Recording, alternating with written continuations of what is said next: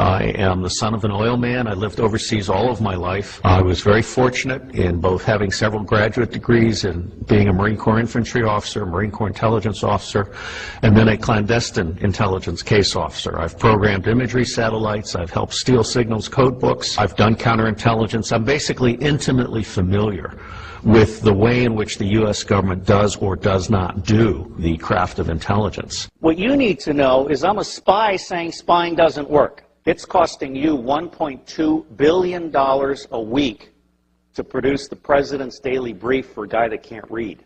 People don't realize this. Apart from the fact that NSA is 1950s mindsets with 1970s technologies, SCIC completely screwed up Trailblazer, Echelon is baloney. 80% of your signals intelligence comes from analysis of patterns. So you don't need to violate privacy. All you need to know is that Schmuckhead is calling Afghanistan once a week. General Shinseki knew exactly what was needed to make Iraq go right, and Paul Wolfowitz lied to Congress and said they'll receive us like liberators and stuff. If I had been General Shinseki, I would have grabbed Wolfowitz by the neck and thrown him down the steps of Capitol Hill. You don't let people lie like that. It's unprofessional to confuse loyalty with integrity, and we have had a failure of generalship in America. Our generals have been too eager to keep their stars and not eager enough to think for themselves and uphold the Constitution. Smedley Butler, the highest decorated Marine, said, war is a racket. War is a racket. War is a racket, and the only reason it's happening is because the American public is lethargic. Blog that. You are the Paul Reveres and Patrick Henrys of our generation. Bottom-up horizontal connection is key.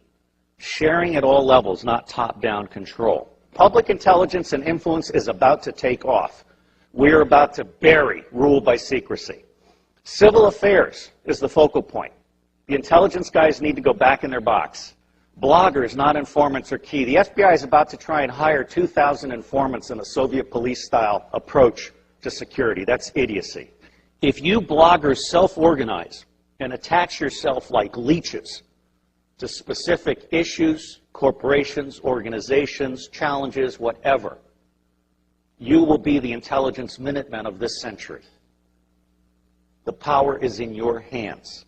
There aren't enough guns to kill us all, and Halliburton can't build the jails fast enough to keep us down.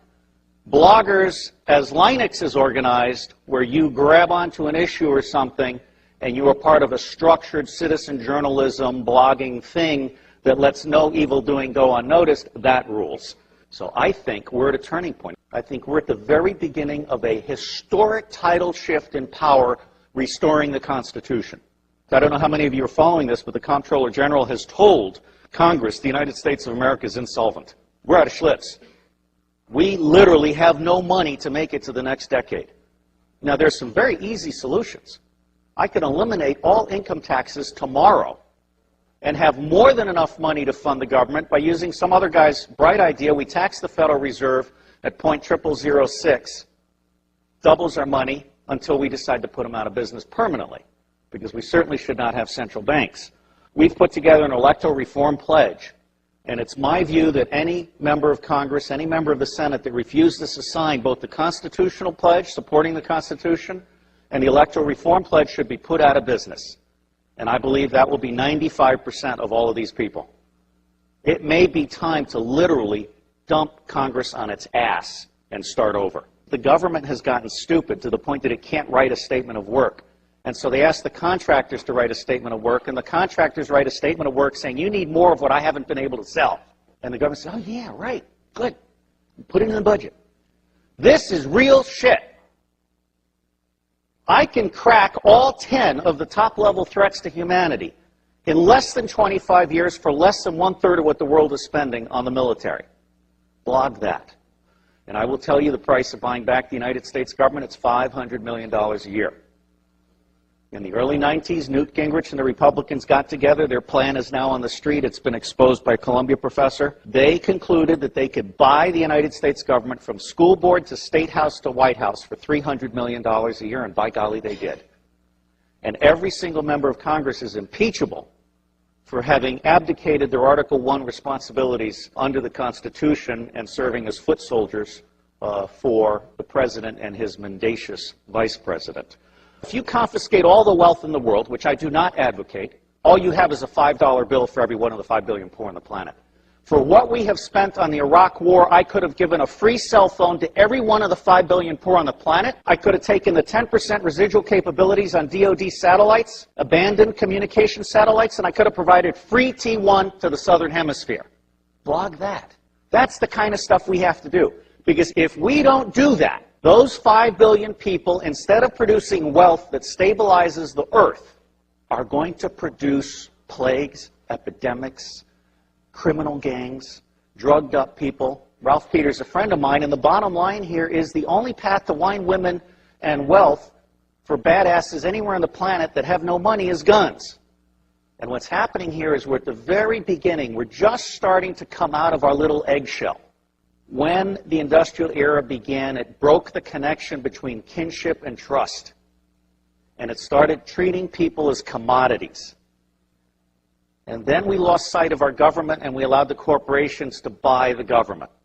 The United States of America no longer represents we the people.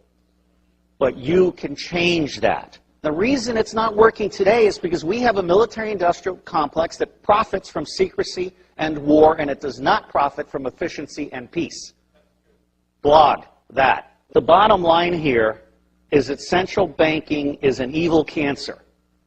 These people are selling us credit they don't have so they can take profits they don't deserve out of our pockets. That's nuts. The United States government is constitutionally chartered to print money on the good faith and credit of all of us and not pay interest. Why are we being such fools? Well, unfortunately, if you fight them, you get assassinated. Lincoln and Kennedy were both about to print money and not borrow from the banks. I can't connect those two dots, but I can tell you they're side by side. But the reality is the federal government is broken in every possible way. And it's going to be localized, bottom-up resilience networks. They're going to save us. That's where you guys come in. Our educational system stinks. It beats the creativity out of kids by the time they're in the 4th grade. It forces you to become a blogger or hacker in order to become creative. So you guys are the lifeboat. We've gone from America the Beautiful to America the Shit. Now, I believe we need to start blogging retrospective impeachments. I'm not saying we need to hang them or tar them or feather them, just out them. I think it's time for citizen investigative journalism to go deep and go back and go current. And people need to understand they can't get away with this stuff. There is absolutely no lack of solution, and there is also no lack of money. What is lacking is the popular political will to exercise our God-given right to be in charge. I got thrown off Fox News for saying the global war on terror wasn't real. Well, it's not. Okay? I mean, until we can get to one man, one bullet for the top 6,000, we can contain the next level, and we can provide a quality of life for everybody on the planet at the lowest level, we're not going to get it. The Air Force solution for terrorism is to kill one guy in an entire village, which, of course, creates 100 to 200